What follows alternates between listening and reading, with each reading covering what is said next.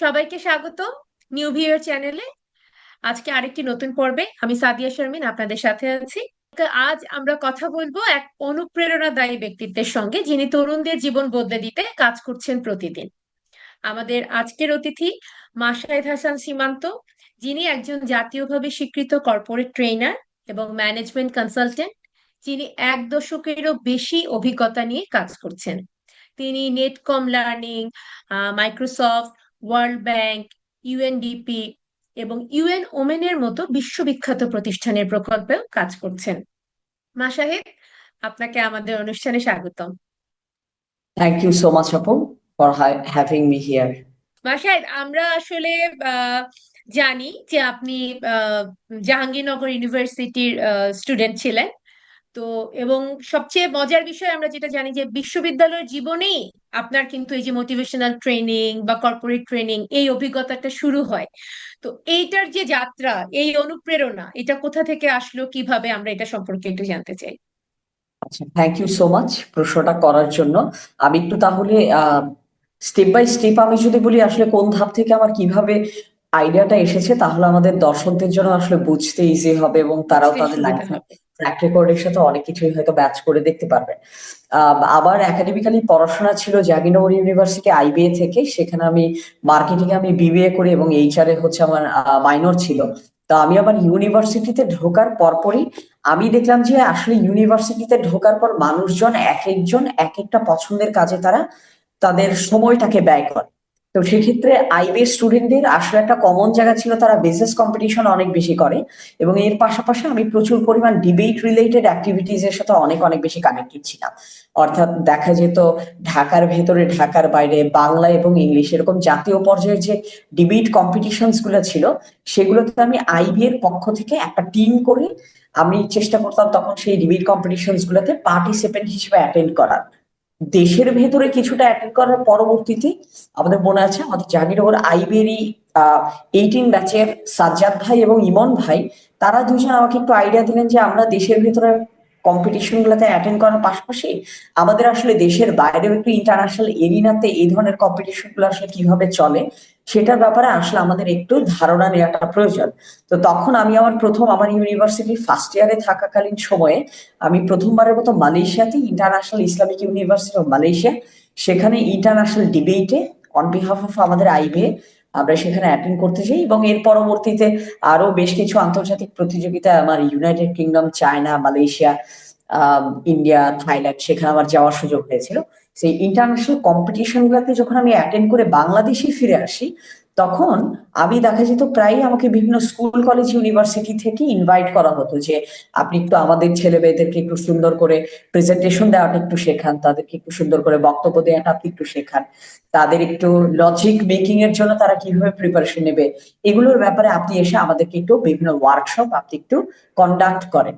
সেই থেকে আমার শুরু হয় আসলে বিভিন্ন ইউনিভার্সিটি, স্কুল এবং কলেজগুলো থেকে স্টুডেন্টদের সাথে প্রথমেই খুব ছোট পর্যায়ে আপনার এই ওয়ার্কশপ গুলো কন্ডাক্ট করা। এবং এগুলো কন্ডাক্ট করতে করতে একটা সময় দেখা গেল যে এই কাজগুলো স্কুল কলেজ ইউনিভার্সিটি মানে আসলে স্টুডেন্ট লেভেলে করা হতো। তখন স্টুডেন্টরা আমাকে প্রায়ই বলতো যে হ্যাঁ, আমরা তো আসলে এই ধরনের কম্পিটিশন আমি করতে চাই, কিন্তু আমার বাবা মা তো আসলে আমাকে করতে দেয় না। আমার বাবা মা তো আসলে তারা এই সমস্ত এক্সট্রা কারিকুলার অ্যাক্টিভিটিজ এর খুব একটা ভ্যালুস তারা বোঝে না, আমি কিভাবে তাদেরকে বোঝাতে পারি। So আমার মনে আছে আমি কয়েকটা ওয়ার্কশপের পরবর্তীতে আমি তাদের স্টুডেন্টদের বাবা মার সাথে আমি বসে তখন আমি কথা বলতাম যে কিভাবে তার স্টুডেন্টদের লাইফে এই ধরনের এক্সট্রা কারিকুলার অ্যাক্টিভিটিস গুলো আসলে ভ্যালু অ্যাড করতে পারে। মূলত ওই অংশটা আমার জন্য একটা খুব টার্নিং পয়েন্ট ছিল, কারণ আমি মূলত স্টুডেন্ট কম্পিটিশন করতে হবে জাস্ট এইটুকু একটা চাইল্ডিশ অ্যাচিভমেন্টই আমার লাইফের সব, এইটুকু নিয়ে জাস্ট আমার একটা আনন্দ ছিল। বাট যখন আমি ওয়ার্কশপের ওই মেসেজ গুলো নিয়ে বাচ্চাদের বাবা মার সাথে কথা বলা শুরু করি, তখন আমি আস্তে আস্তে দেখলাম যে আসলে আমাদের অনেক ফ্যামিলিতে বাবা মায়ের সাথে সন্তানের আসলে একটা বিশাল বড় আন্ডারস্ট্যান্ডিং গ্যাপ থাকে। যে সন্তান আসলে যেটা বাবাকে বোঝাতে চাচ্ছে, সন্তান হয়তো প্রপারলি কমিউনিকেট করতে পারে না, বাবাও হয়তো সেই কমিউনিকেশনটা প্রপারলি রিসিভ করতে পারে না। সেখান থেকে আমার আচ্ছা। একটু একটু করে আইডিয়া আসে যে আমার ওই স্টুডেন্ট গুলাকে আমি যে স্কিল শেখাচ্ছি, তাদের তো সেগুলাকে কোনো না কোনো কম্পিটিশনে অ্যাপ্লাই করতে হবে। কিভাবে তারা সেই জিনিসটাকে অ্যাপ্লাই করতে পারে, এইটার জন্য আমি দেখা গেছে আমি প্রচুর পরিমাণ ছেলে মেয়েদের আমি বাসায় পর্যন্ত যেতাম, যেখানে গিয়ে আমি তাদের বাবা মাকে বোঝাতাম যে আপনাদের ছেলে মেয়েদের লাইফের এই স্কিল ডেভেলপমেন্ট গুলো আসলে কতটুকু জরুরি। পরবর্তীতে আস্তে আস্তে যখন আমি বাবা মাদের সাথে আমি যখন এই কাউন্সিলিংটা শুরু করলাম, তখন দেখা গেলো ওই বাবা মায়েরাই কিন্তু আসলে কোনো না কোনো অফিসের প্রফেশনাল। তারা আস্তে আস্তে আচ্ছা। আমাকে নিয়ে যায় তাদের অফিসগুলোতে, যে আপনি যেহেতু আমার বাচ্চার ব্যাপারে আমাকে বুঝাইছেন, আমারও একটু কলিগকে বুঝান যে তার বাচ্চার জন্য এটা তাহলে বেনিফিটেড হতে পারে। সো আচ্ছা আচ্ছা আচ্ছা। ডিবেটিং, দেন ডিবেটের কিছু অ্যাচিভমেন্ট, ডিবেট রিলেটেড ওয়ার্কশপ, দেন ওই স্টুডেন্টদেরকে নিয়ে তার বাবা মাদের সাথে এঙ্গেজ হওয়া, সেই বাবা মায়েদের মাধ্যমে আস্তে আস্তে বিভিন্ন প্রফেশনাল লেভেলে তাদের ওই স্কিল ডেভেলপমেন্টের বিষয়গুলোতে এঙ্গেজ হওয়া। সো এটা আসলে একটা সিঁড়ির মতো করে ধাপে ধাপে হচ্ছে আমি এঙ্গেজ হওয়ার সুযোগ পেয়েছি। সো আপাতত আমি এইটুকু বলেই থামলাম, নইলে মনে হয় আমি বেশি লং রিপ্লাই দিচ্ছি আসলে। না না, ঠিক আছে। তো আমি ওই আপনার মানে আপনার পরবর্তী স্টেপে আমি আসছি, যে এই যে তরুণ বয়সেই আমরা শুনেছি যে আপনি সরকারি কর্মকর্তা বা কর্পোরেট প্রশিক্ষণ দেওয়ার একটা সুযোগ পেয়েছেন।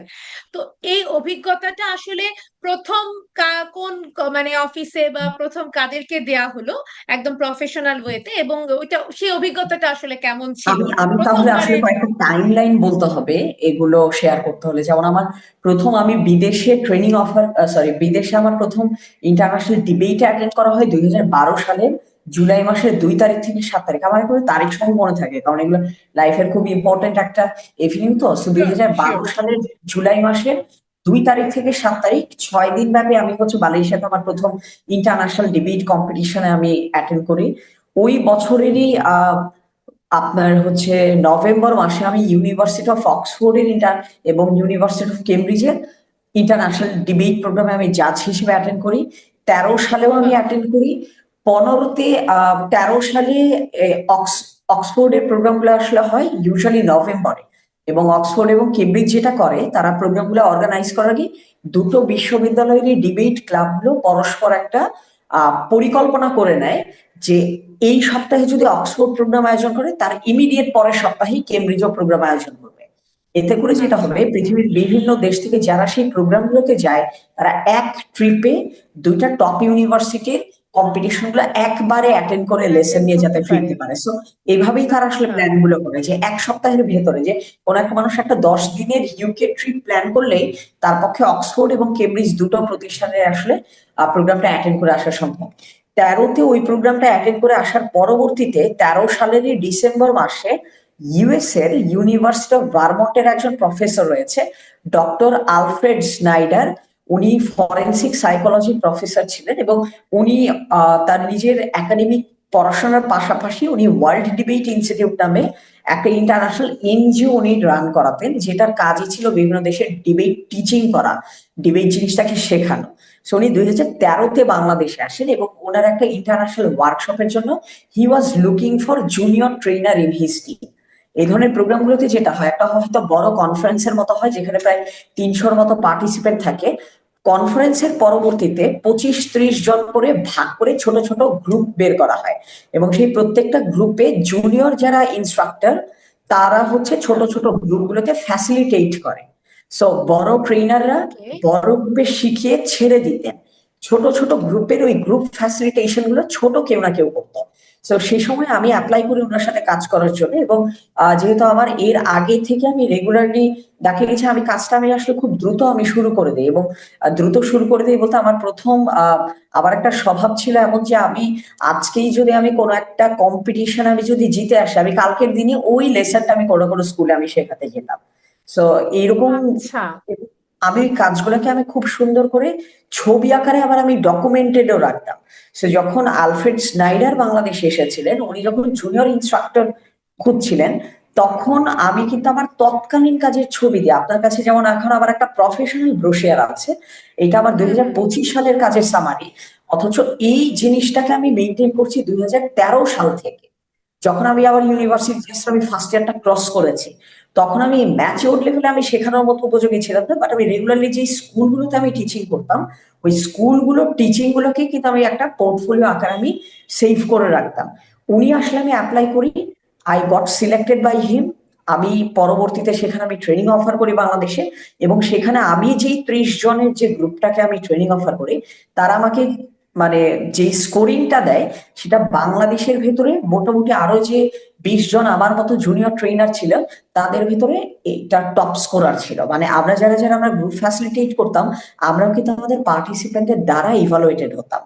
তো 13 ডিসেম্বরে আমি ট্রেনিংটা দিই এবং সেখান থেকে আমি হচ্ছে টপ স্কোরিংটা পাই। 14তে উনি আমাকে একটা চিঠি পাঠান যে আপনার ট্রেনিং এবং ফ্যাসিলিটেশন স্কিল অনেক ভালো, আমি পৃথিবীর বিভিন্ন দেশে সিমিলার টাইপের ট্রেনিং এবং ওয়ার্কশপ আমি কন্ডাক্ট করাই, আমি যদি অন্য কোনো একটা দেশে এরকম কন্ডাক্ট করাই, আমি আপনাকে তাহলে ফান্ড দিয়ে আমার সাথে নিয়ে যাবো, আপনি বাহ। সেক্ষেত্রে আমার সাথে থেকে এরকম ইনস্ট্রাক্টর হিসেবে বিভিন্ন জায়গায় ট্রেনিং দিবেন। তো আমাদের যেটা হয়, আমরা এই সমস্ত চিঠি পেলে আসলে ধরুন এটা একটা কথা কথা লিখছে, আমাদেরকে আসলে খুশি করার জন্য লিখেছে। বাট 14তে উনি চিঠি লিখেন, 15তে উনি আমাকে উইথ ফুল ফান্ডিং আমাকে চায়নাতে নিয়ে যান, এবং চায়নাতেও আমি সিমিলার একটা ইন্টারন্যাশনাল ওয়ার্কশপে সেখানে একটু প্রমোট করে, যারা কিনা আপনার ফ্যাকাল্টি রোলে যায় তারা মূল গ্রুপগুলোতে কাজ মানে ক্লাস নিতে পারে, আর যারা জুনিয়র আচ্ছা আচ্ছা। ইনস্ট্রাক্টর হিসেবে যাই তারা ছোট ছোট গ্রুপগুলোতে ফ্যাসিলিটেট করতে পারে। So he promoted me as a faculty on that programme.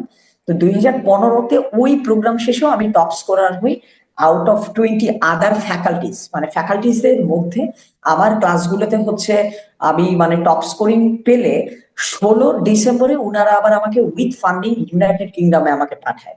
আমি 40 দিনের জন্য বাহ। তখন ইউকে আমি ভিজিট করে আসি, এবং তখন আমার ওই চায়নার প্রোগ্রামটা আমি টপ স্কোরার হয়ে যখন আমি ফিরি, তখনই মূলত আমার এই কাজগুলো সম্পর্কে বাংলাদেশের মানুষকে বেশ কিছু মিডিয়া আমাকে তখন খুব ভালো মতো প্রমোট করে, যেহেতু দেশের বাইরে এরকম একটা ইন্টারন্যাশনাল ওয়ার্কশপে চায়নার মতো একটা দেশে গিয়ে, এবং সেখানে 4টা কন্টিনেন্টের ইন টোটাল 20 জন আমার মতো ট্রেনার বা ফ্যাকাল্টিস ছিলেন, তাদের ভেতরে আমি টপ 3 স্কোরিং একজন ছিলাম, এবং আমি আনঅফিসিয়ালি শুনেছি যে ওই টপ 3 এর ভিতরে আসলে আমার স্কোরটা হাইয়েস্ট ছিল, যার কারণে আমাকে বাহ। পরের বছর ইউকে তে পাঠানো হয়। এই আমি জিনিসটা একটু যখন ইন্টারাপ্ট করতে চাই। ইন্টারাপ্ট মানে যে আমি জানতে চাচ্ছি যে এই পুরো ঘটনাটা তো ঘটছে যখন আপনি স্টুডেন্ট ছিলেন, অর্থাৎ থার্ড ইয়ারে নিশ্চয়ই ছিলাম, 2015-এ যখন থার্ড আমি ইয়ার। থার্ড ইয়ারে ছিলাম সো সেই সময়। তার মানে সেমিস্টার গুলোর মধ্যে এই যে তখন কি আপনার পড়াশোনায় কোনো গ্যাপ বা কোনো কিছু, বা হ্যাঁ, আপনার কিছুটা স্টুডেন্ট কম্প্রোমাইজ টিচারদের ছিল। সাপোর্ট কেমন আমি ছিল ওই সময়টা? আমি এই অংশটাও ইউনিভার্সিটিরও আমি একটা একটু তোমার সাপোর্ট তো সাথে লাগবে। শেয়ার করবো, যাতে করে সবাই একাডেমিক লেসনের সাথেও এটাকে একটু ব্যালেন্স করার সুযোগ পায়। এই লেসনটা নইলে অনেক ক্ষেত্রে যেটা হয়, আমাদের জায়গা থেকে আমরা অনেক কিছু আসলে একটু মিস ইন্টারপ্রেট করে ফেলি। আমি আগের ইস্যুটা একটু শেষ করে নেই। সেটা হুম হুম হচ্ছে যে হুম। অবশ্যই। চায়নার ওই প্রোগ্রামটা করে বাংলাদেশে ফিরে আসার পরবর্তীতে বাংলাদেশ গভর্নমেন্টের যারা প্রথম শ্রেণীর গেজেটেড অফিসার, তাদের কিন্তু আবার একটা ডিবেটিং নামে ফাউন্ডেশন ট্রেনিং একটা মডিউল থাকে। বিভিন্ন আচ্ছা। ক্যাডারের যে অফিসার গুলো রয়েছে, আমাদের সেই অফিসারদের 6 মাস ব্যাপী আপনার ফাউন্ডেশন ট্রেনিং হয়, এবং প্লাস তাদের যে অন্যান্য প্রফেশনাল ডেভেলপমেন্ট যে প্রোগ্রাম গুলো হয়, সেগুলোতে ডিবেটের উপর একটা মডিউল থাকে। সো যেহেতু আমি তখন যখন বাংলাদেশে ফিরেছি, অলরেডি আমার মালয়েশিয়াতে একটা ডিবেটিং পোর্টফোলিও ছিল, অক্সফোর্ডে ইন্টারন্যাশনাল ডিবেট জাজিং এর একটা অভিজ্ঞতা ছিল, এবং চায়নাতে ইন্টারন্যাশনাল ট্রেনিং ওয়ার্কশপে ট্রেনার হিসেবে টপ স্কোরার হওয়ার একটা অভিজ্ঞতা ছিল।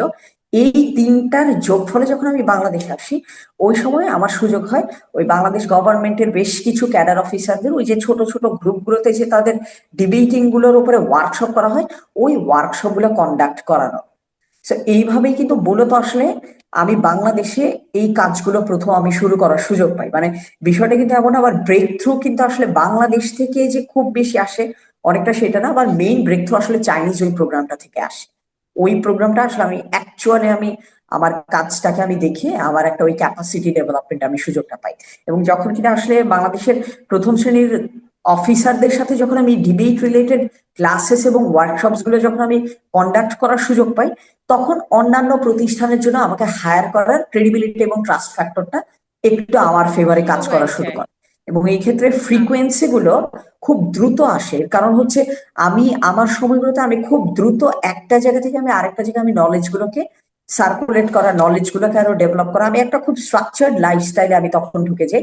এবং আস্তে আস্তে তখন আমি দেখা যায় school college university professional organization আমি প্যারালালি পড়াশোনাও চলছে, কম্পিটিশন করে আমি জিতছি, স্কুল কলেজ ইউনিভার্সিটিতেও শেখাচ্ছি, টুকটাক কিছু কিছু আবার আপনার ট্রেনিংও প্রফেশনাল কন্ডাক্ট করা অর্গানাইজেশন হচ্ছিল। গুলোর সাথেও কানেক্টেড করা শুরু করেছি। আচ্ছা। তো আমি এখানে একটা জিনিস একটু মানে জানতে চাইবো যে প্রথমবার যখন বিদেশে বক্তা হিসেবে মঞ্চে ওঠা হয়েছিল, সেটা সম্ভবত প্রথম চায়নায়, তাই না?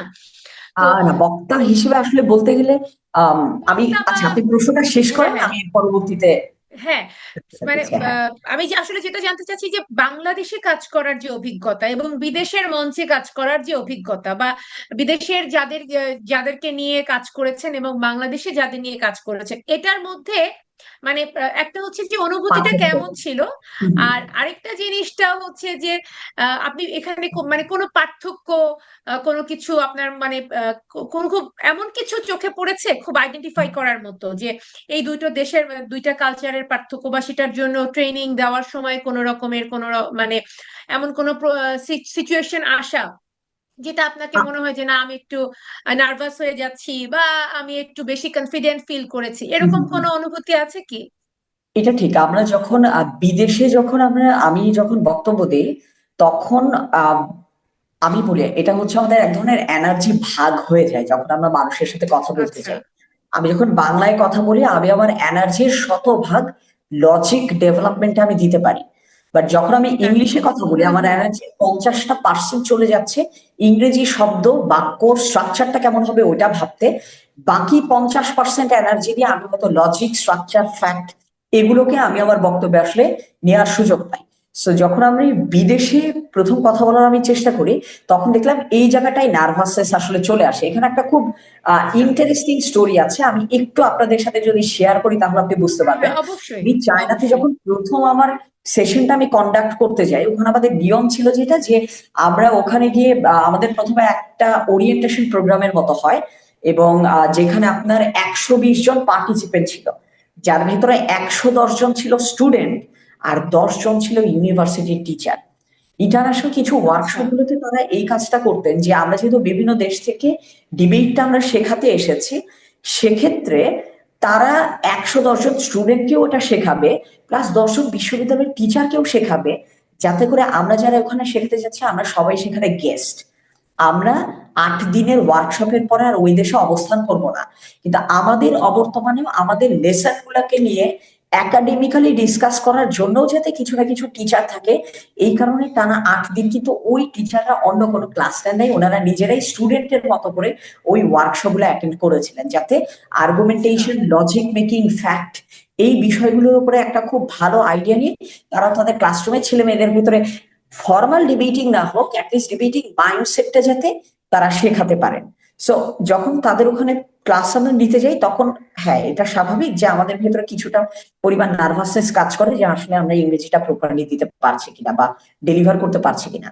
বাট যে ওয়েতে এটাকে আমি ওভারকাম করি আমি একটু সেটাও বলি। আমি আমি যেমন বাংলায় যখন আমি কথা বলি আমি চাই আর না চাই আমার আসলে কথা বলার স্পিডটা মাঝে মাঝে একটু বেড়ে যায়।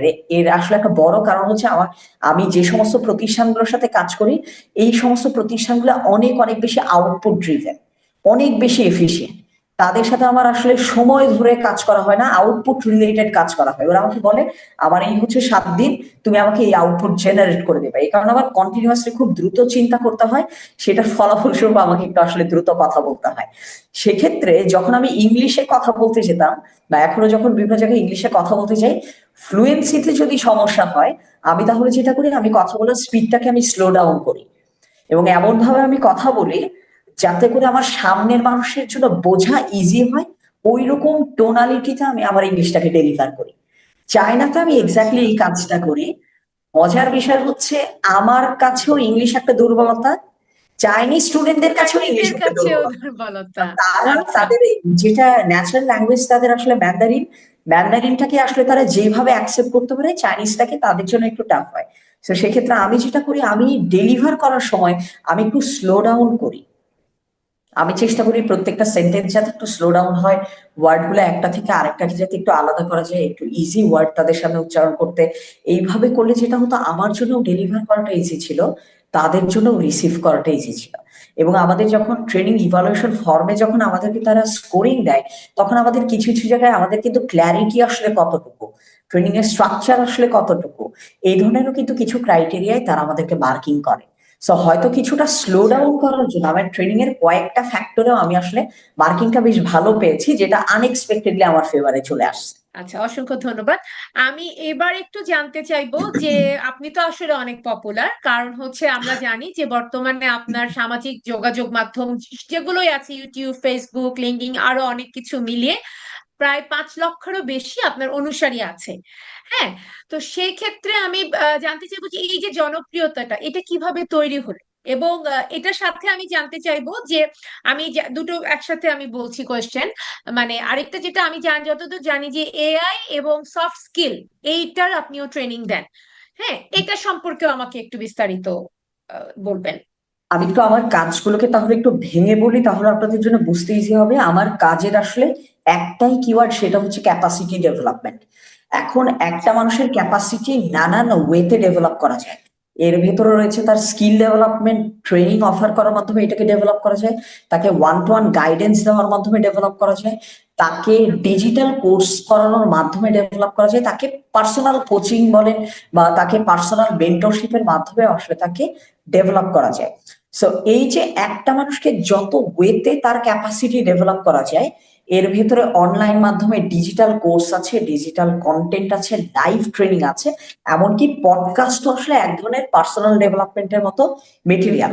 প্লাস বিভিন্ন প্রতিষ্ঠান তাদের কিন্তু ইন্টারনাল অনেক ক্যাপাসিটি ডেভেলপমেন্ট পলিসি তারা নেয়। তারা তাদের জায়গা থেকে বিভিন্ন ধরনের তারা ইন্টারনাল ট্রেনিং প্রোগ্রাম তারা হচ্ছে অর্গানাইজ করে। সো ক্যাপাসিটি ডেভেলপমেন্টের যত ধরনের চ্যানেল আছে, যত ধরনের টাইপ আছে, প্রত্যেকটা টাইপের সাথে আমি আসলে প্যারালালি কাজ করি। কিন্তু আমার কিওয়ার্ড আসলে একটা, দেখে মনে হতে পারে কাজগুলো অনেক, কিন্তু আমি আবার কাজগুলোকে স্ট্রাকচার করি একটা কমন কিওয়ার্ডে নিয়ে এসে।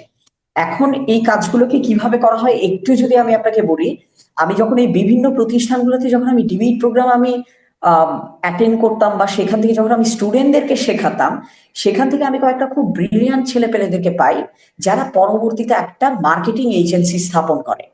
তারা আমার প্রিভিয়াস স্টুডেন্ট ছিল। আমি তাদেরকে বিভিন্ন প্রোগ্রামগুলোতে শিখিয়েছিলাম। পরবর্তীতে যখন তারা প্রফেশনালি একটা মার্কেটিং এজেন্সি শুরু করে, ওদেরকে আমি আমার একটা পার্টনার অর্গানাইজেশন বানিয়ে ফেলি। তাদের সাথে দেখা যায় আমি প্রতি মাসে হয়তো আমি 8 ঘন্টা ফিজিক্যালি আমি তাদের সাথে শুটে আমি সময় দেই। তাদেরই ডিভাইস, তাদেরই এডিটর, আমার সবগুলো সোশ্যাল মিডিয়া, আমার যে কয়টা সোশ্যাল মিডিয়াতে আপনি বলেছেন 5 লাখস এর কাছাকাছি অ্যাক্সেস, এর অধিকাংশ সোশ্যাল মিডিয়া আমার এজেন্সি চালায়। এর একটার পেছনে আসলে মানে খুব কম জায়গায় আমার হোয়াটসঅ্যাপটা আমি চালাই, আর ফেসবুক প্রোফাইলের কিছু অংশ আমি চালাই। এটা ছাড়া আমার ইউটিউব, টিকটক, আচ্ছা লিঙ্কডইন, আমার সবগুলো সোশ্যাল মিডিয়া হচ্ছে আমার এজেন্সি টেক ওভার করে। সো আমি জাস্ট মাসে তাদেরকে 8 ঘন্টা আমি সময় দিই। এই 8 ঘন্টা আমি ভিডিওগুলো শুট করে দেই।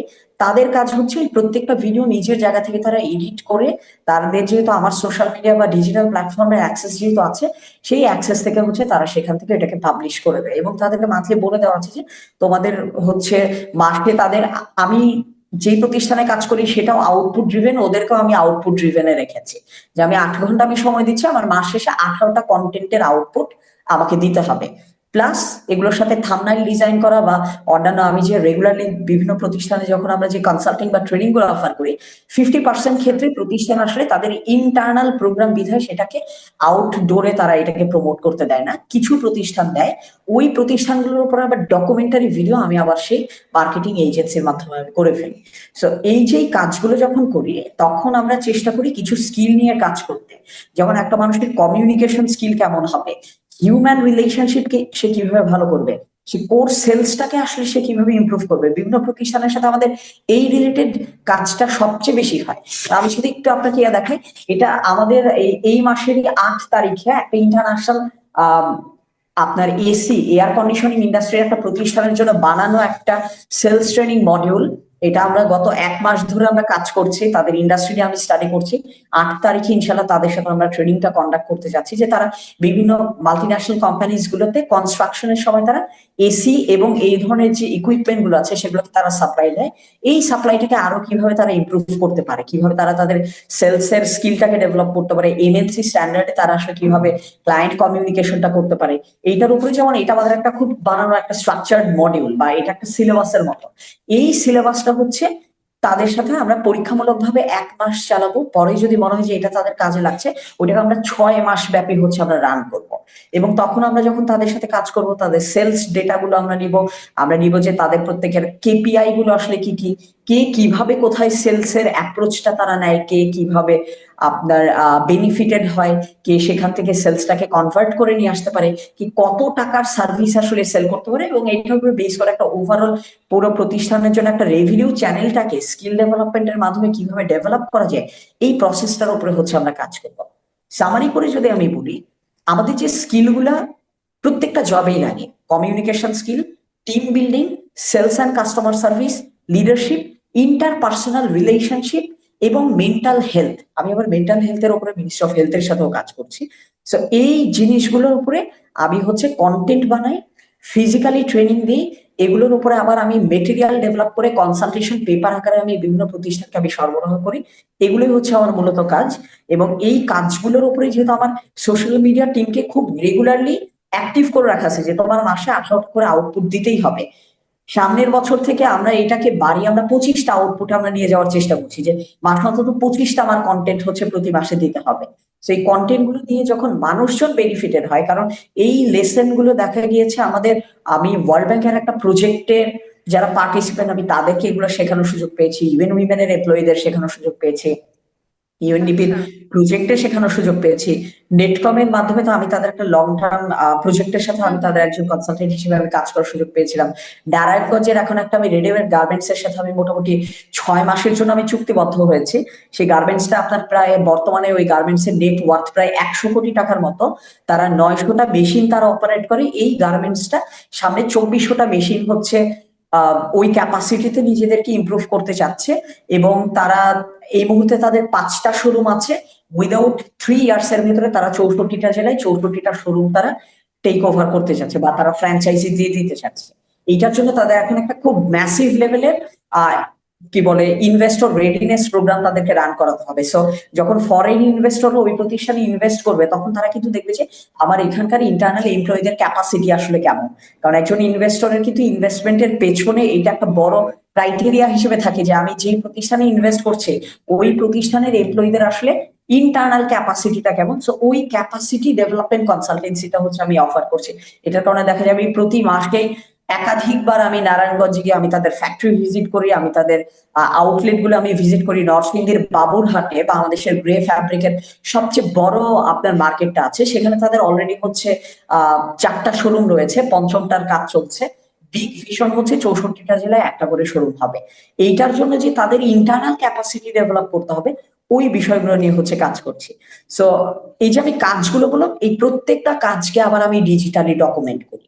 আবার এই প্রত্যেকটা কাজ থেকে মানুষ হচ্ছে রিয়েলিস্টিক ইনসাইট পায় যে ইন্ডাস্ট্রিতে আসলে কোথায় কি কি ঘটছে, আচ্ছা বা আচ্ছা। তারা আচ্ছা কিভাবে এক একটা ডিসিশন নিচ্ছে, তারা স্কিল গুলোকে কিভাবে ডেভেলপ করছে। তো আমার এই কাজগুলো যখন ডিজিটালি চলে আসছে, তখন মানুষজন ঘরে বসেই কিন্তু তারা এই ধরনের প্রফেশনাল কাজগুলোর একটা অ্যামেজিং লেসন পায়। এবং যেহেতু এই জায়গায় আমি প্রতিষ্ঠানেরও যেহেতু বিভিন্ন বিজনেস ডেভেলপমেন্ট মার্কেটিং করি, আমাকেও আমার কন্টেন্টের মার্কেটিং করতে হয়। হয়তো মানুষজন এটাকে বেনিফিশিয়াল মনে করে দেখেই হয়তো একটা সাবস্ট্যান্সিয়াল নাম্বার অফ মানুষের কাছে মনে হয়েছে আমার এখান থেকে তারা ভ্যালুয়েবল লেসন পাচ্ছে, যেটা তাদের বাহ। পার্সোনাল একাডেমিক প্রফেশনাল লাইফে কাজে লাগতে আচ্ছা পারে। আচ্ছা। ধন্যবাদ। এটা মানে আমাদের আশা করছি আমাদের দর্শকদের এই ইনফরমেশন গুলো অনেক কাজে লাগবে। তো আমি আপনার ওই ওখান থেকে আসছি যে যেভাবে কাজ করছেন বা সবকিছু। তো আমার যেটা আমার আমার যেটা জানতে ইচ্ছে হচ্ছে যে আপনি যে মোটিভেশনাল স্পিকার বা পার্সোনাল ডেভেলপমেন্ট কোচ, এটার আসলে আপনি যেটা আপনার গল্প থেকে আমরা যেটা বুঝলাম যে আপনি ডিবেটিং করতেন, তারপর সেখান থেকে ইউনিভার্সিটি থেকে ডিবেটিং এর একটা সুযোগ থেকে আপনার এই অপরচুনিটি গুলো ক্রিয়েট হয়েছে। হয়তো সবার জন্য সেটা সম্ভব না। সো বাংলাদেশে যারা আছে আপনার তরুণ, এখন তরুণ সমাজ, তারা যদি এই মোটিভেশনাল স্পিকার বা এই বিষয়টাকে প্রথমত আমি জিজ্ঞেস করতে চাই যে এটাকে আসলে ক্যারিয়ার হিসেবে নিলে সে কতটুকু সাকসেসফুল হবে, এবং সেখান থেকে সাকসেসফুল ক্যারিয়ার নেওয়া শুধু না, ক্যারিয়ার হতে চাইলে তো তার সাথে আসলে একটা ট্রেনিং এরও একটা বিষয় থাকে। সেই ট্রেনিংটা তারা কোথা থেকে নিতে পারে, এবং এটা থেকে আসলে তার যে একটা আর্নিং সোর্স আমরা যদি বলি, সেটা কি রকম হতে পারে, মানে যাতে সে এটাকে একটা ক্যারিয়ার হিসেবে নেয়ার জন্য এখন থেকেই স্টুডেন্ট লাইফ থেকে চিন্তা করতে পারে? আপনি ওকে, এই বিষয়ে আমাদের যদি একটা আমি আলোকপাত একটু করেন। যদি বলি, আমি যখন প্রথমে এই কাজটা শুরু করি সেই সময় আমার নিজস্ব প্রফেশনাল ম্যাচিউরিটি অনেক কম ছিল। আমি মানে একবারে আচ্ছা কনস্ট্রাকটিভ ওয়েতে যদি বলি, আমি যখন প্রথমবারের মতো এই ধরনের কাজটা শুরু করি, কিংবা 2015 থেকে 20 পর্যন্ত যখন আমি কাজ করতাম এটা নিয়ে, আমি যে 10 বছর কাজ করেছি তার ভিতরে আমার 6 থেকে 7 বছর প্রফেশনাল ম্যাচিউরিটির যথেষ্ট ঘাটতি ছিল। কেন ঘাটতি ছিল বলি, আচ্ছা আমি ভাবতাম আমার কথা বলতে ভালো লাগে, এটাই আমার প্রফেশন হয়ে যাবে, এটাই আমাকে পে করবে। কিন্তু আমি ফাইনান্সিয়াল সলিড সাকসেস পাওয়াটা শুরু করি মূলত 2018-20 পর থেকে। কিভাবে পাই আমি সেটাও বলি। যখন থেকে আমি ওই প্রবণতা থেকে বের হয়ে আসছি যে আমার বলতে ভালো লাগে, তাই প্রতিষ্ঠান আমাকে হায়ার করবে, এই কথাটা সম্পূর্ণ ভুল। প্রতিষ্ঠান আমাকে হায়ার আচ্ছা করবে তাদের আউটপুটের জন্য। প্রতিষ্ঠানের সুন্দর সুন্দর কথা শোনার আসলে কোনো দরকার নাই। প্রতিষ্ঠান বুঝে আউটপুট, আউটকাম, পারফরমেন্স, গ্রোথ আমার হচ্ছে কিনা। So, আমি মানুষকে মোটিভেশন দিলাম, বাট সে যদি সেটাকে প্রতিষ্ঠানের পারফরমেন্সে যদি কনভার্ট করতে না পারে, প্রতিষ্ঠান আমাকে হায়ার করবে না। এক্স্যাক্টলি, অ্যাবসলিউটলি এগুলাকে রাইট। বলে আসলে ফ্লাওয়ারি ওয়ার্ডস, মানে ফুলের হুম মতো খুব হুম। সুন্দর, দেখতে ভাল লাগে। ফ্লাওয়ারি ওয়ার্ডস দিয়ে আসলে প্রতিষ্ঠান চলে না। প্রতিষ্ঠান আসলে খুবই চলে না। একটা ম্যাচিউরড কনটেক্সটে চলে। এখানে প্রত্যেকটা মানুষ যারা ইনভেস্ট করতেছে তারা প্রত্যেকে আউটকাম ড্রিভেন মানুষ।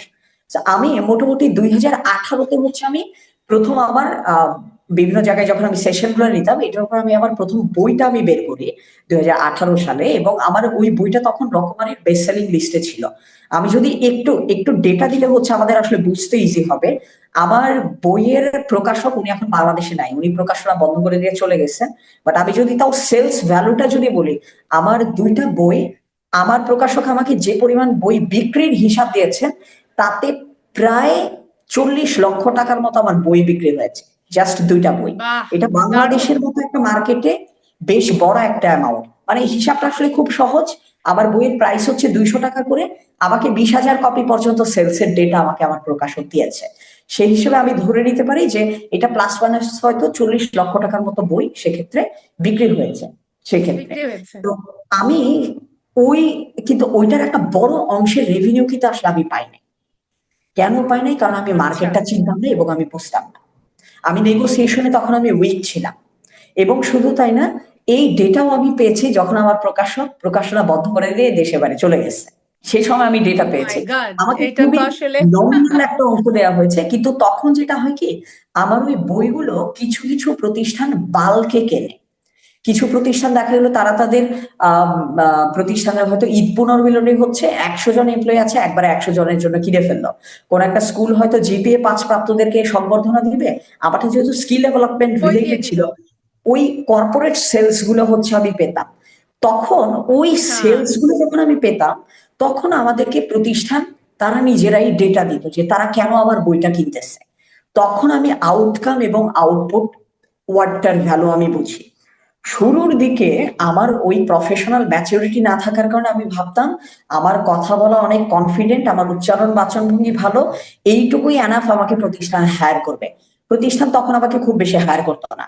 যখন থেকে আমি প্রতিষ্ঠানের সাথে আমি সরাসরি আউটপুট ড্রিভেন আমি কাজ করা শুরু করলাম, যে আপনি, আমি কিছু কিছু প্রতিষ্ঠানকে আমি সরাসরি এটাও বলছি যে আমি তাদেরকে সেলস এবং কমিউনিকেশনের যে স্ট্র্যাটেজি শেখাবো, সে যদি 6 মান্থস এর মধ্যে যদি রেজাল্ট পায় তাহলে আপনি আমাকে পে করবেন, আদারওয়াইজ আপনি আমাকে পে করবেন না।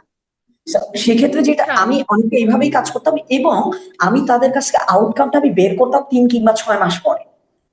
সো শুধুমাত্র আমি কথা বললাম সে টাকা দিল, এতটা ইজি প্রসেসে আসলে ইন্ডাস্ট্রি চলে না। চলে এটা না। আসলে রিয়েলিস্টিক না। অ্যাবসলিউটলি। এবং এই জিনিসটা আসলে অনেকে সোশ্যাল মিডিয়াতে দেখে আসলে তাদের পক্ষে জানাও সম্ভব না। মূলত যেভাবে চলে, আমাদেরকে আসলে একটা টার্গেট বেসিসে কাজ করতে হয়। আমার প্রতিষ্ঠান এই মাসে তারা 1,000 ইউনিট কোন একটা প্রোডাক্ট সেল করেছে। আপনি 6 মাস ব্যাপী তাদেরকে কিভাবে ট্রেনিং দিবেন, মোটিভেট করবেন, আপনি প্ল্যান করেন। 6 মাস পরে আমি দেখতে চাই এরা 1,500 ইউনিট সেল করেছে, 1,500। এবং আচ্ছা এক্সিস্টিং মানুষই আমার করেছে। আমার অন্য কোনো এক্সপেন্স বাড়াতে হয় নাই, অন্য কোনো আমার অপরচুনিটি কস্ট বাড়ে নাই, কিন্তু আমার সেলস এর ইমপ্রুভমেন্টটা হচ্ছে। এইটা যেমন একটা, অনেক ক্ষেত্রে দেখা যায় তারা আসলে সেলস এর মতো নিউমেরিক মেট্রিকে তারা যায় না, কোয়ালিটেটিভ মেট্রিকে যায়। কোয়ালিটেটিভ মেট্রিকটা কেমন, যে আমার আগে প্রতি 3 মাস পর পরই কেউ না কেউ নতুন জয়েন করা আমার 30 জন মানুষের ভিতরে 10% মানুষ 6 মাসের বেশি টিকতো না। আচ্ছা। আমি 6 মাস পরে দেখবো তাদের রিটেনশন বেশি, তারা আমার এখান থেকে জব ছেড়ে যাচ্ছে না। এইটার জন্য আপনি আমার প্রতিষ্ঠানের কালচারটাকে কিভাবে ডেভেলপ করবেন, তখন আসে কোয়ালিটেটিভ মেট্রিক। কিংবা অনেক সময়, যেমন আমি কিছুদিন আগে বাংলাদেশ ইনস্টিটিউট অফ ম্যানেজমেন্টের সাথে আমি একটা নেগোসিয়েশনের উপরে আমি ট্রেনিং কোর্স হচ্ছে আমি কন্ডাক্ট করি। তাদের ওখানে একটা বড় কেস ছিল যে যারা ব্লু কলার ওয়ার্কার, যারা ফ্যাক্টরি লেভেলে কাজ করে, তারা কথা শুনতেছে না। এখন আমি তাদেরকে কিভাবে কথা শোনাবো, তাদেরকে আমি কিভাবে মোটিভেট করবো? এখন তারা তো আমাদের মতো এত প্রিভিলেজ সোসাইটিতে তারা বসবাস করে না, না। যেহেতু তাদের মোটিভেশনের কিন্তু স্টাইলটা আলাদা। এবং সেক্ষেত্রে হ্যাঁ। ফ্যাক্টর কি হয়, তারা আমি যদি 8 ঘন্টা কাজ করতে দিই, সে 4 ঘন্টা সময় নষ্ট করে, 4 ঘন্টা কাজ করে। এই ট্রেনিং পাওয়ার পর আমার সুপারভাইজার যদি এনশিওর করতে পারে সে 4 ঘন্টা যে সময় নষ্ট করে, সেই সময় নষ্টের পরিমাণ আধা ঘন্টা বা 1 ঘন্টা কমে আসছে। এটাই মেট্রিক। আচ্ছা। So okay. যখন থেকে মেট্রিক ধরে বা টার্গেট ধরে যখন কাজ করা শুরু হয়, তখন আমার দুটো খুব বড় লাভ হয়। একটা যেটা বড় লাভ হয়, তখন থেকে আমি ছোট ছোট টিকেটের কাজগুলো আমি পাওয়া কমিয়ে দেই। কারণ আমি কখনো একটা জায়গায় গিয়ে একবার কথা বলে তাকে আমি মেট্রিক আমি সেট করে আমি টার্গেট করে আসতে পারবো, অ্যাচিভ করে আসতে পারবো না। তখন আমি প্রতিষ্ঠানকে বলি যে আপনি যদি আমার কাছ থেকে আপনার দুইটা অপশন আছে। এক, আপনার যেটা শুনতে ভালো লাগে আপনি আমাকে দিয়ে সেটা শোনাইতে পারবেন, আমি একবার যাবো, কথা বলবো, চলে আসবো। ভার্সেস আপনার যদি মনে হয় আমি লং টার্মে আপনাকে ইম্প্যাক্ট দিতে পারবো, লং আমাকে তাহলে টার্মে। 3 থেকে 6 মাস রাইট। সময় দিতে হবে। আমি আপনার প্রতিষ্ঠানের সাথে, আমি আপনার প্রতিষ্ঠানে আমি স্টাডি করব, তাদের উপরে আমি কাস্টমাইজ জিনিস বানাবো। আমি আপনার একজন অফিসের এমপ্লয়ির মতো করে আমি পার্ট টাইমে আমি সময় দিব। আপনার এমপ্লয়ীদের সাথে আমি কথা বলবো, কাস্টমারদেরকে আমি ফেস করব, কারণ ক্লায়েন্ট ফেসিং রোলে যারা থাকে তাদেরই আসলে এই কাজগুলো বেশি করতে হয়। আমি আপনার কাস্টমারদের ফিডব্যাক শুনবো। এমনকি এটাকে বলা হয় মিস্ট্রি শপার। মিস্ট্রি শপার হচ্ছে, আপনার একটা টার্ম আছে, টার্মটা হচ্ছে অনেকটা এরকম, আপনি যদি কোনো একটা প্রতিষ্ঠানে সেলস ট্রেনিং দিতে যান, তাহলে ওই প্রতিষ্ঠানের কোন একটা আউটলেটে আপনি ক্রেতা সেজে আপনি ঘুরতে যাবেন, আপনি দেখবেন সেই সময় সেলসম্যান আপনাকে কিভাবে অ্যাপ্রোচ নেয়। সেইখান থেকে আপনি বুঝতে পারবেন তাদের জন্য আসলে কোন স্টাইলে ট্রেনিং দিলে তারা পরবর্তীতে সেলসম্যানদেরকে আসলে ভালো করতে পারবে। আদারওয়াইজ আমি কিন্তু ডেটা পাচ্ছি না যে তারা আসলে অ্যাকচুয়াল ফিল্ডে গিয়ে তারা কিভাবে কাজ করছে। সো মূল কথা, যারা যারা এই মোটিভেশনাল বা এই ধরনের ক্যাপাসিটি ডেভেলপমেন্ট সেক্টরে আসতে চান, তাদের প্রতি আমার প্রথম যেই রিকোয়েস্টটা থাকবে সেটা হচ্ছে, আপনি আপনার কাজে কোন আউটকামটা ডেলিভার করতে চাচ্ছেন, আউটকাম ডেভেলপমেন্টের ম্যাচুরিটিটা জয়েন করাটা বা জেনারেট করাটা আসলে অনেক অনেক বেশি জরুরি। যে যত ভালো আউটকাম ড্রিভেন করতে পারবে সে ততদিন পর্যন্ত টিকে থাকবে। মার্কেট ডেটা যদি আমি আরেকটু দিই, ইন্ডিয়ান একটা আপনার ঔষধ কোম্পানি আছে স্যানোফি। স্যানোফিতে ইন্টারনাল ট্রেনারের সংখ্যা 80। বাংলাদেশে যখন ট্রেনারদের কোন একটা অ্যাসোসিয়েশন করা হয় বা কোন একটা ফোরাম করা হয়, রেগুলার ট্রেনার বাংলাদেশে 80 জন নাই, যেখানে ইন্ডিয়ার একটা ঔষধ কোম্পানির ইন্টারনাল ট্রেনারের সংখ্যা এত বেশি। So, বাংলাদেশে 18 কোটি মানুষের দেশে সত্যি কথা বলতে 20 জন মানুষ নাই যারা কিনা কোয়ালিটি প্রপোজাল দিয়ে কম্পিট করতে পারবে কোন একটা ক্যাপাসিটি ডেভেলপমেন্ট প্রজেক্টে। পুরো বাংলাদেশে এটা নাই, হয়তো যোগ করলে 20টা প্রতিষ্ঠান বা 20 জন ইন্ডিভিজুয়াল থাকবে। সো বাংলাদেশে লোক সংখ্যার তুলনায় মার্কেট সাইজটা আসলে অনেক ছোট, মানে এখনো আমাদের সেই ম্যাচিওর মার্কেটটা আসলে তৈরি হয় নাই। So, এই ক্ষেত্রে আমাদের যেটা করণীয় হবে, ওয়ান, একাডেমিক্যালি আমাদের নিজেদেরকে আগে ডেভেলপ করতে হবে। সেকেন্ড, এক্সট্রা কারিকুলার অ্যাক্টিভিটিস এর মাধ্যমে আমাদের স্কিল গুলাকে ডেভেলপ করতে হবে। থার্ড, কিছু কিছু জায়গায় একটু ভলান্টিয়ার করতে হবে, যারা যারা কিনা অলরেডি ট্রেনিং এ খুব ভালো তাদের সাথে কিছু জায়গায় কাজ করতে হবে। আমি নিজে বাংলাদেশের শীর্ষস্থানীয় যারা যারা আছে তাদের প্রায় প্রত্যেকের সাথে আমি তাদের একজন অ্যাসিস্ট্যান্ট হিসেবে আমি তাদের সাথে বাংলাদেশের বিভিন্ন জায়গায় আমি তাদের ব্যাকট্যাগ টানার জন্য আমি ট্রেনিং প্রোগ্রামে আমি গিয়েছিলাম। আচ্ছা, এটা আমাকে আমি তাহলে ফার্স্ট হ্যান্ড এখানে কিছু এক্সপিরিয়েন্স দেয়। এই প্রসঙ্গে আমি জানতে চাই যে বাংলাদেশে কি আসলে এমন কোন ইনস্টিটিউট বা প্ল্যাটফর্ম আছে যেখানে আসলে পার্সোনাল ডেভেলপমেন্ট বা পাবলিক স্পিকিং বা যেটাই হোক, এই মোটিভেশন এইটা শেখানোর জন্য এরকম কোন ট্রেনিং কোর্স, এরকম কোনো কিছু কি আছে, কোন ইনস্টিটিউট কি আছে? আচ্ছা, এই প্রশ্নের উত্তর দিতে গেলে আমাকে আংশিক নিজেরও একটু মার্কেটিং করতে হবে, কারণ আমার নিজেরই হচ্ছে এই আচ্ছা। রিলেটেড আমার কিছু কোর্সেস এবং প্ল্যাটফর্মস আছে। বাট আমি জেনারেল একটা যদি লিস্ট বলে দিই তাহলে বুঝতে ইজি হবে। ওয়ার্ল্ড ব্যাংকের একটা টিওটি প্রোগ্রাম আছে বাংলাদেশে, কাজী ভাই, উনি এই টিওটি প্রোগ্রামটাকে রান করাচ্ছেন। আমি নিজে সেই টিওটি প্রোগ্রামের একজন গ্রাজুয়েট। খুবই কোয়ালিফাইড আচ্ছা। একটা প্রোগ্রাম। একই সাথে ট্রেনিং এবং ফ্যাসিলিটেশন স্কিলস ডেভেলপমেন্টের জন্য বাংলাদেশ ইনস্টিটিউট অফ ম্যানেজমেন্ট, শিল্প মন্ত্রণালয়ের প্রতিষ্ঠান, তাদের কিছু পাবলিক ট্রেনিং প্রোগ্রাম হয়।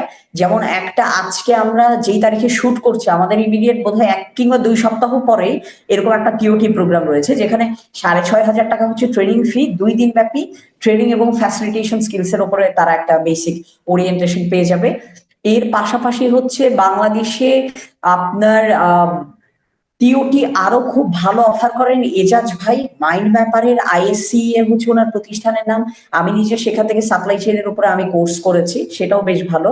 বাংলাদেশে বেশ কয়েকটা প্রতিষ্ঠান রয়েছে, প্রাইভেট প্রতিষ্ঠান রয়েছে, আমি নাম বলছি না কারণ এই ধরনের প্রতিষ্ঠান অনেকগুলা, একটা দুইটা বলবো, বাকিগুলো আবার পরবর্তীতে বলবে যে কেন আসলে আমি তাদের নাম বলিনি। তো কিন্তু সেক্ষেত্রে এই ধরনের এগুলোর প্রতিষ্ঠানগুলো ইনফরমেশন টিওটি গুলা অফার। কোথায় পাওয়া যাবে? মানে আমাদের দর্শক আচ্ছা, যারা, তারা যদি আপনার ধরেন মোটিভেশনাল স্পিকিং বা পার্সোনাল ডেভেলপমেন্ট কোচ হিসেবে নিজেকে তৈরি করতে চান, তাহলে এই ইনফরমেশন গুলা তারা কোথায় পাবে? আমি এরকম কি কোনো সোর্স যদি ওয়েবসাইট বলে বা? দিই, আমি একটু সোর্স যদি বলে দিই, বিআইএম এর অফিসিয়াল ওয়েবসাইটে হচ্ছে সোর্স গুলো পাওয়া যায়।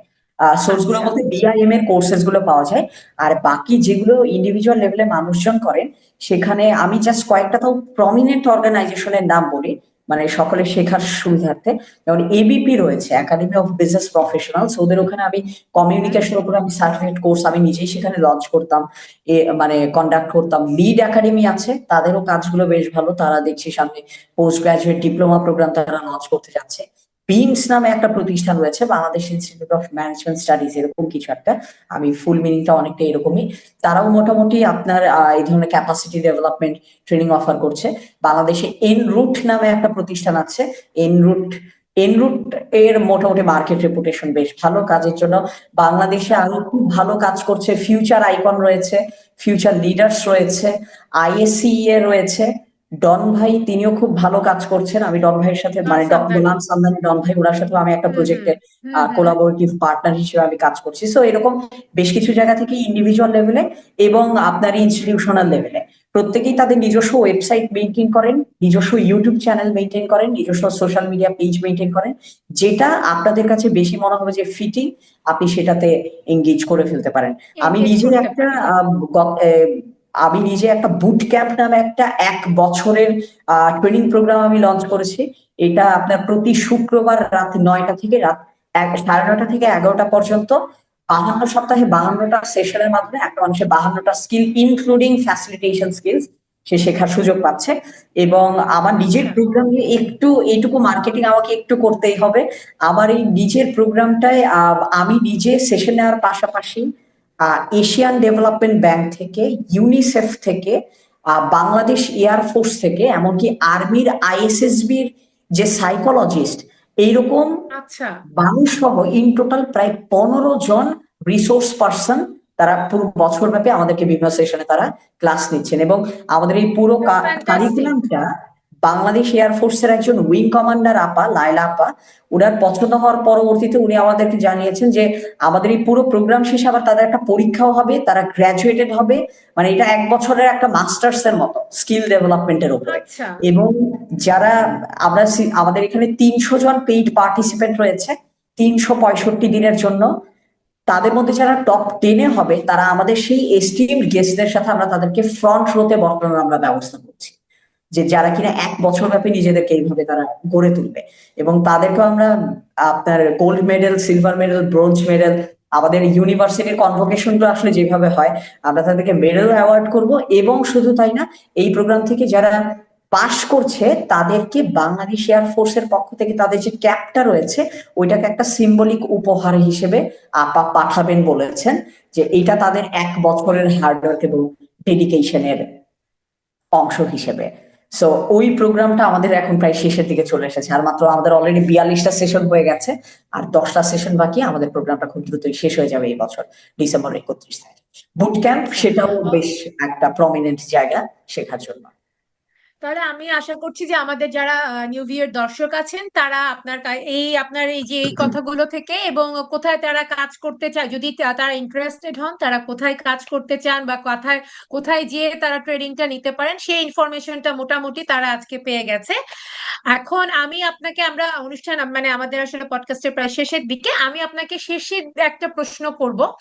এটা হচ্ছে যে আপনার জীবনের এমন একটা মুহূর্ত আমি জানতে চাই, মানে আপনি তো মানে যেটা হচ্ছে যে আহ, অনেককে ট্রেনিং করাচ্ছেন, অনেক, হ্যাঁ, ট্রেনিং মোটিভেশন অনেক কিছু, কিন্তু এমন কাউকে কখনো পেয়েছেন যে আসলে আপনার মনে হচ্ছে যে ঠিক আপনার আহ আহ, এমন একজন মানুষ যে আপনার সেই কথাতে, সেটা আপনার সেই একদম প্রথম থেকে শুরু, যে ছাত্র হতে পারে, ছাত্রের বাবা হতে পারে, প্যারেন্টস হতে পারে, বা কোনো ইনস্টিটিউটের একজন কর্মচারী কর্মকর্তা, যেই হোক, এমন কেউ আছে আপনি যাকে ঠিক এই মুহূর্তে মনে করতে পারেন যে যার আসলে আপনার কথাই, যার আসলে পুরো জীবনটাই বদলে গেছে, বা সে আসলে একদম অন্য একটা ইয়েতে চলে গেছে, এরকম কি কেউ আছে বা কারো কথা আপনার মনে পড়ে? আচ্ছা, এই এই প্রশ্নের উত্তর দিতে গেলে আমাকে আসলে কিছুটা অ্যারোগেন্ট মনে হতে পারে, কারণ আম, প্রশ্নটাই হচ্ছে এরকম যে আমার কথা শুনে জীবন বদলে গেছে।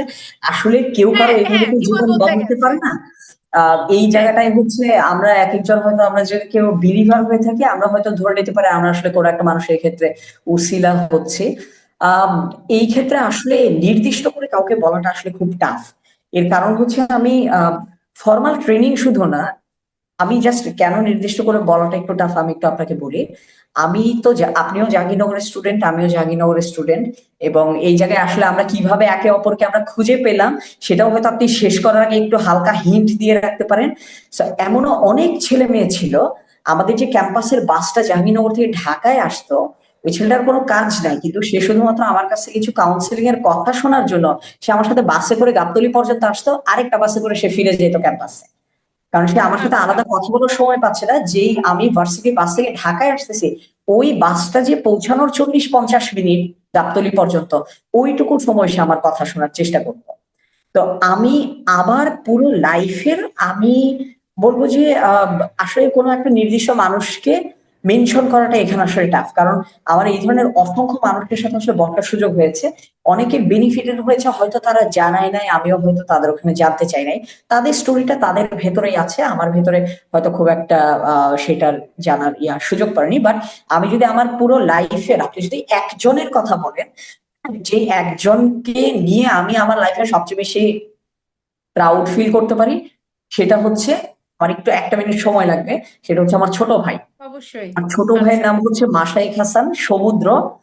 আমি আমার লাইফে ওকে দেখে সবচেয়ে বেশি ইন্সপায়ার। আমি একটু ওর সামারিটা একটু আমি বলি, তাহলে আপনি বুঝতে পারবেন যে আমি আসলে বাইরের মানুষকে আমি যতটুকু কোচিং করানোর সুযোগ পেয়েছি বা কাউন্সেলিং করানোর সুযোগ পেয়েছি, আমি জন্মসূত্রে বড় হওয়ার কারণে, পৃথিবীতে একটু আগে আসার কারণে, আমি আমার ছোট ভাইকে তার চেয়েও বেশি আমি কাউন্সেলিং আমি করার সুযোগ পাই। আমি সুযোগ একটু পেয়েছে। আমাদের কাউন্সিলিং এর আমি একটু স্টোরিটা একটু যদি বলি, তাহলে আপনাদের বুঝতে ইজি হবে যে কিভাবে আসলে আমি এই জায়গাটায় ঢুকলাম। আমাদের বাসার ভেতরে আসলে একটা বড়, আপনার কি বলে, কালচার আছে। সেটা হচ্ছে, আমরা যখন খাওয়ার টেবিলে বসি, আমি, আমার ছোট ভাই, আব্বু আম্মু, তখন আমরা প্রত্যেকটা সময় আমাদের ফিউচার ড্রিম এবং অ্যাম্বিশন নিয়ে আলোচনা করি। এবং প্রত্যেকটা মোমেন্টে আমাদের খাওয়ার টেবিল মানে হচ্ছে আমরা আমাদের ফিউচার নিয়ে কথা বলি। সমুদ্রের খুব কি বলবো, ভালো লাগার জায়গা হচ্ছে গবেষণা। ও কখন কোন আচ্ছা। সাবজেক্টে গবেষণা করছে সেটার উপরে সে আমাদেরকে জানায়। আমি ট্রেনিং রিলেটেড স্টোরি গুলা শেয়ার করি। তো আমি একটু ছোট্ট করে এই সামারিটা বলে দর্শকদের আশা করি মানে জেনে ভালো লাগবে, এবং কেন এই জায়গাটায় আমার ভালো লাগে আপনারা বুঝতে পারবেন। আমার প্রথম আসলে লাইফের এক্সট্রা কারিকুলার ব্রেক থ্রু আসে জাতীয় শিশু পুরস্কার প্রতিযোগিতা থেকে। উপজেলা পর্যায়ে ফার্স্ট হলে জেলা, জেলা থেকে আঞ্চলিক পর্যায়ে, সেখান থেকে জাতীয় পর্যায়ে, জাতীয় পর্যায়ে যে ফার্স্ট হয় সে gold medal, silver medal, bronze medal এভাবে সে পায়। তো 2003-এ আমি উপস্থিত অভিনয়ে আমি ন্যাশনালি সিলভার মেডেলিস্ট ছিলাম। আমার বক্তা টক্তা হওয়ার আসলে কোনো প্ল্যান ছিল না, আমার প্ল্যানই ছিল আমি অভিনেতা হব। দুই হাজার অভিনেতা হওয়ার। আমি সিলভার মেডেলিস্ট পাই, মানে আমি ন্যাশনালি তখন রানার আপ হই। 2007-এ আমি উপস্থিত বক্তৃতায় ন্যাশনালি গোল্ড মেডেলিস্ট হই। এই দুইটা যখন হই, যখন 2007-এ এটা হই, তখন আমার ছোট ভাইয়ের বয়স 7-8 বছরের মতো। তখন তাকে এই জিনিসটা শেখানো হয় যে তুমিও তোমার ভাইয়ের মতো দেখো তোমার কোথায় কোথায় প্যাশন আছে। সে তার প্যাশন পায় আবৃত্তি, এবং সে 2011-তে সে ন্যাশনালি গোল্ড মেডেলিস্ট হয়। পরের বছর সে দেশাত্মবোধক সঙ্গীতে সে ন্যাশনালি সিলভার মেডেলিস্ট হয়। মানে ওই বাহ, একটা কম্পিটিশনে দারুণ। আমি নিজে 2 বার ন্যাশনাল অ্যাওয়ার্ড পাই, আমারটা দেখে আমার ছোট ভাই 2 বার পায়। এর পরবর্তীতে যখন আমরা আস্তে আস্তে বড় হই, আমি ইউনিভার্সিটিতে এসে আমি একটা ভুল করি, আমি এক্সট্রা কারিকুলারে বেশি সময় দিতে গিয়ে পড়াশোনাটাকে আমি ব্যালেন্স করতে পারি না। এবং এটা আমি আমার ছোট ভাইয়ের সাথে আমি খুবই ফ্র্যাঙ্কলি আমি শেয়ার করি যে তুমি যদি পারো তুমি তোমার লাইফে ব্যালেন্সটাকে একটু মেকশোর করবা। আমি তোর ব্যালেন্সের স্টোরিটা একটু আপনাকে বলি, তাহলে আপনি বুঝতে পারবেন। ও অনার্সে ব্র্যাক ইউনিভার্সিটিতে তার ডিপার্টমেন্টে সে ফার্স্ট, তার জিপিএ হচ্ছে 3.93। ওই জিপিএটা রাখার পাশাপাশি তার নিজের আবার একটা প্ল্যাটফর্ম ছিল, অন্টারপ্রেনারশিপ প্রজেক্ট ছিল। ওইটা ইউএন উইমেন থেকে ফান্ড রেইজ করে, মানে তখন সে একজন সোশ্যাল অন্টারপ্রেনারও ছিল।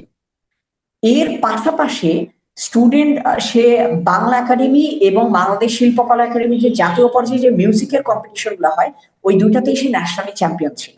মানে মিউজিক, আবার তার অন্টারপ্রেনারশিপটা ইউএন উইমেন থেকে ফান্ড পাচ্ছে, ক্লাস টপার। এর পরবর্তীতে সে আমার মতে আবার কন্টেন্ট ক্রিয়েশনটা শুরু করে। গবেষণার উপরে সে বাংলাদেশে সে যতদিন ছিল, ডেইলি স্টার, ঢাকা ট্রিবিউনের মতো পত্রিকাগুলোতে তার প্রায় 20টার মতো আর্টিকেল তার ছাপা হয়েছে। মানে তার রাইটিং স্কিল এত ভালো। আহ বাহ, পুরো অসাধারণ পৃথিবীতে, প্রতিভার অধিকারী, পুরো অবশ্যই পৃথিবীতে বলতে হয়। আপনার আন্ডার গ্রাজুয়েট লেভেলের যে স্টুডেন্ট গুলো রয়েছে, তাদের আপনার অ্যাসাইনমেন্টের উপরে একটা ইন্টারন্যাশনাল কম্পিটিশন হয়, এটাকে বলা হয় global undergraduate research program. সেই রিসার্চ প্রোগ্রামের সোশিওলজি ক্যাটাগরিতে he became one of the global winners Bangladesh থেকে। তার পরের বছর সে আবার ওই কম্পিটিশনে সে গ্লোবাল জাজ। এখন তার একটা ইন্টারন্যাশনাল রিসার্চ প্ল্যাটফর্মও আছে, বিভিন্ন দেশের টিচাররা সেখানে হচ্ছে সে রিসার্চ করায়। এবং সে বর্তমানে ফ্লোরিডাতে আছে, সেখানে সে মাস্টার্স করছে। ওখানেও তার জিপিএ মাস্টার্স এখনো 4/4, এখনো সে কোনো জিপিএ সে বিস করে নাই।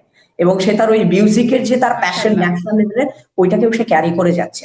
পুরো স্টোরিটা আমি এই কারণে বললাম যে আমি যে বিভিন্ন মানুষদেরকে যখন আমি কোচিং বা আমি কাউন্সিলিং আমি করাই, আমি আমার লাইফের সবচেয়ে বেশি টাইম আমি সাপোর্ট দেওয়ার সুযোগ পেয়েছি আমার ভাইকে। ওকে আমি আসলে কতটুকু শিখাইতে পারছি আমি জানি না, বাট আমি ওর কাছ থেকে প্রচুর পরিমাণ শিখি। মানে এটা হয়তো জন্মসূত্রে, আমি আগে পৃথিবীতে আসতে দেখে আমি তার বড় ভাই হয়েছি, আদারওয়াইজ সে আমার বড় ভাই হইতো, আমি তার কাছ থেকে শিখতাম। সো আমি যদি একটা এক্সাম্পল দিতে হয়, আমি তারটা দিব, কারণ আমি তার লাইফ, তার জায়গা থেকে আমি আচ্ছা, ডিসিপ্লিন জিনিসটাকে শিখছি, স্ট্রাকচার জিনিসটাকে আমি শিখছি, হার্ডওয়ার্ক জিনিসটাকে শিখছি, অ্যাম্বিশনকে শিখছি, এবং রেজাল্ট ড্রিভেন মানুষ আসলে কিভাবে হইতে হয়, ওই জিনিসটাকে আমি শিখছি। এবং ওকে দেখে আমি বিবিএ তে আমি বেশ স্ট্রাগল করি আমাদের আইবিএ তে। পরে আমি মাস্টার্স করি ডেভেলপমেন্ট স্টাডিজে, আমি ওকে দেখে আমি আমার মাস্টার্স প্রোগ্রামে আবার ফার্স্ট হয়েছি। ওর জিপিএ ছিল 3.93, আমার মাস্টার্স এর জিপিএ 3.92। সো বাহ। এখানে ওর একটা বিশাল বড় ভূমিকা রয়েছে। সো এইভাবেই মূলত একে অপরকে শেখানোর মাধ্যমে আমরা একটা ফ্যামিলি লার্নিং এর ভিতরে এসেছি। সো আপনি যদি আমাকে ওই একজনের এক্সাম্পল দিতে বলেন, আমি আমার একবারে লাইফের সবচেয়ে তাহলে সেটা কাছের যে আপনার ছোট মানুষটাকে ভাই। আমি একেবারে যার এভিডেন্স আমি চোখের সামনে পেয়েছি, আমি তার চোখের এক্সাম্পলটা দিব। সামনে দেখা। এখানে আমার ক্রেডিট দেওয়ার আসলে কিছু নাই। এখানে আল্লাহ তাআলা আমাকে আগে পাঠাইছে, এই ফ্যামিলিতে আমার জন্মের ব্যবস্থা করে দিয়েছে দেখে আমি এত ভালো বাবা মা ভাই পেয়েছি, তাদের মাধ্যমে শিখতে পারছি, বাইরের মানুষকে শেখানোর সুযোগ পেয়েছি। সীমান্ত, আপনাকে অসংখ্য ধন্যবাদ আমাদেরকে সময় দেওয়ার জন্য। আপনি বলছিলেন, আমি একটু দর্শকদের জন্য বলে দেই যে সীমান্ত আসলে, আমি এবং সীমান্ত একই ডিপার্টমেন্ট, অর্থাৎ জাহাঙ্গীরনগর ইউনিভার্সিটির IBA JU থেকে আমরা পড়াশোনা করেছি। আর সীমান্তর ডেডিকেশন সীমান্তকে কোথায় নিয়ে গিয়েছে, আমি এখানে পডকাস্টে হোস্ট করছি, সেটাও একটা সৌভাগ্যের বিষয়। তো আসলে সীমান্তর সময় পাওয়াটা এটা আসলেই ভাগ্যের বিষয়। তারপরেও শুধুমাত্র হয়তো আমার ইউনিভার্সিটির সে আমার মানে ডিপার্টমেন্টের সে স্টুডেন্ট, এবং শুধু তাই না, ও আসলে আমার বেশ যথেষ্টই জুনিয়র। তারপরেও হচ্ছে যে ও সময় দিয়েছে শুধু আমার জন্য, আমাদের নিউভিউ চ্যানেলের জন্য। সীমান্ত, অশেষ ধন্যবাদ। এত সুন্দর করে আমাদেরকে আমরা আজকে অনেকটা মোটিভেটেড, যদিও এটা কোনো মোটিভেশনাল স্পিকিং ছিল না, তারপরেও আমরা সবাই খুবই মোটিভেটেড। আমি আশা করছি নিউভিউ চ্যানেলের যারা দর্শক আছে তারাও মোটিভেটেড হলো। এই গল্পগুলো থেকে আসলে অনেক কিছু শেখার আছে আমাদের। হ্যাঁ, সর্বোপরি আপনার জন্য অসংখ্য ধন্যবাদ এবং শুভকামনা থাকছে। আপনাকে অসংখ্য ধন্যবাদ। আর আজকের মতো আমরা এখানেই শেষ করব নিউ ভিউ চ্যানেলের পডকাস্টে। আমি সাদিয়া শারমিন। আমি আবারও ফিরবো নিশ্চয়ই অন্য কারো নতুন অনুপ্রেরণার গল্প নিয়ে। আমাদের চ্যানেলটা দর্শকদেরকে বলবো সাবস্ক্রাইব করতে এবং শেয়ার করতে। আর আবারও ধন্যবাদ সীমান্ত আপনাকে। Thank you so much. আবারও দেখা হবে, আমাদের অ্যালামনাই এর প্রোগ্রামেও সামনে দেখা হবে 1 সপ্তাহ 2 সপ্তাহের ইনশাআল্লাহ, ভেতর। ঠিক আছে। ঠিক ঠিক আছে। আছে, ওকে, আল্লাহ হাফিজ, আল্লাহ ভালো হাফিজ। থাকবেন। ভালো সালাম থাকবেন। আলাইকুম।